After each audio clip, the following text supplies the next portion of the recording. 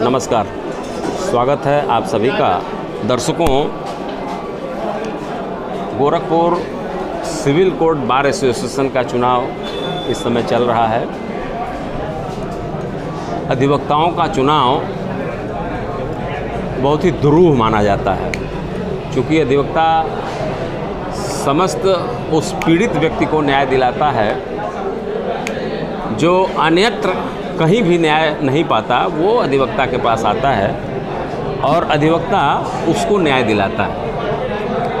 और अधिवक्ता के सामने जब अपना प्रतिनिधि निर्वाचित या चयन करने का जब प्रश्न उठता है तो वो इस पर भी बहुत बारीकी से ध्यान देता है। अधिवक्ता अपना प्रतिनिधि बेहतर तरीके से चयनित कर सके, इसके लिए प्रत्याशी लगातार संपर्क में हैं, उनसे मिल रहे हैं, अपनी बात को बता रहे हैं, अपनी कार्य योजना को भी बता रहे हैं। लेकिन तमाम सारी चीज़ें हैं जो मतदाता नहीं जान पाता है।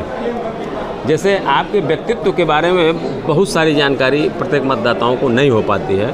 तो मेरा एक छोटा सा प्रयास है कि आप के जीवन वृत्त के बारे में भी आपका मतदाता जाने। बिल्कुल। तो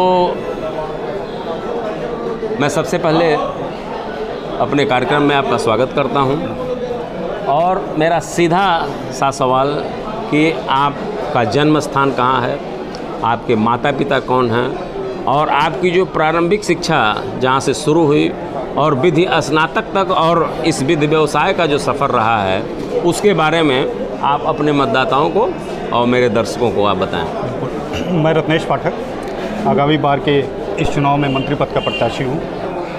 जिसे गोरखपुर जनपद के पीपीगंज के ग्राम तिगरा, यही मेरा जन्म स्थान है, वहाँ का मैं मूल निवासी हूँ और यहाँ बशारतपुर में राम जानकी नगर में मेरा एक आवास है, तो वहीं मैं रहता हूँ। प्रारंभिक शिक्षा मेरी, चूँकि हमारे परिवार में सभी लोग शिक्षा से जुड़े हुए हैं।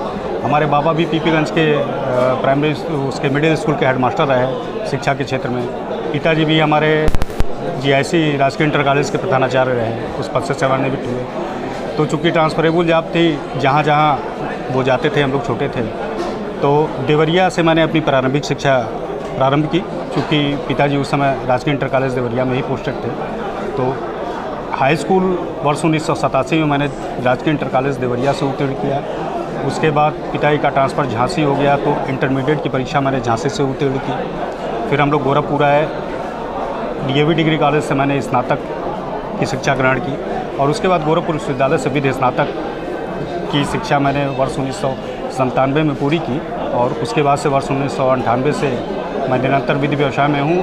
फौजदारी के वरिष्ठ अधिवक्ता स्वर्गीय अवध बिहारी सिंह जी के सानिध्य और मार्गदर्शन में मैंने वकालत की शुरुआत वर्ष 1998 में की और तभी से निरंतर मैं इस विधि व्यवसाय में हूँ। आप तो बार एसोसिएशन सिविल कोर्ट की कार्यकारिणी में जी। इसके पूर्व बिल्कुल भैया, इसी पद पर रह चुका है। जी।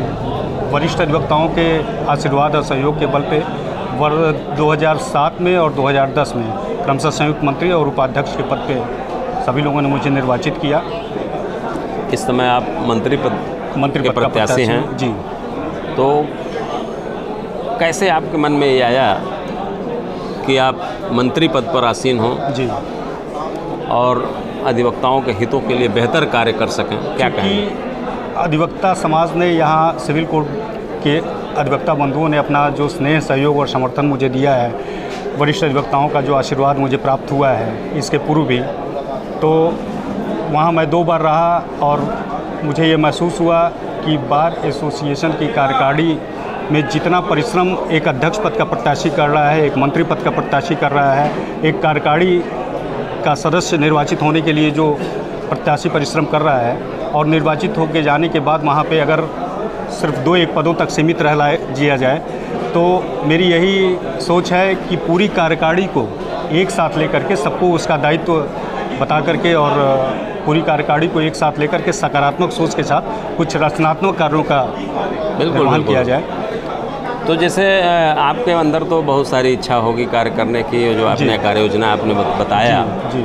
लेकिन अगर इसमें से मैं पूछूं कि आप मंत्री निर्वाचित होने के बाद वो कौन सा कार्य है, वो 5 कार्य आप हमें बताइए जो निर्वाचित होने के तुरंत बाद आप उसको सबसे पहले तो नए अधिवक्ताओं को बैठने की एक बड़ी समस्या इस समय परिसर में है। तो यदि अधिवक्ताओं ने मुझे मौका दिया तो बार और बेंच के आपसी सहयोग से, तालमेल से यहाँ नए अधिवक्ताओं को बैठने के लिए एक समुचित स्थान का प्रबंध कराया जाएगा। हमारे वृद्ध अधिवक्ता जो 40 वर्ष 50 वर्ष की वकालत कर चुके हैं, उनके लिए एक समुचित धनराशि पेंशन के रूप में एक सम्मानजनक धनराशि की व्यवस्था हम लोग करेंगे और पूरा प्रयास रहेगा कि इसको एक कार्य योजना बना करके लागू किया जाए। महिला अधिवक्ताओं के लिए बैठने की एक कॉमन हॉल की व्यवस्था, ये हम लोग की प्राथमिकता है।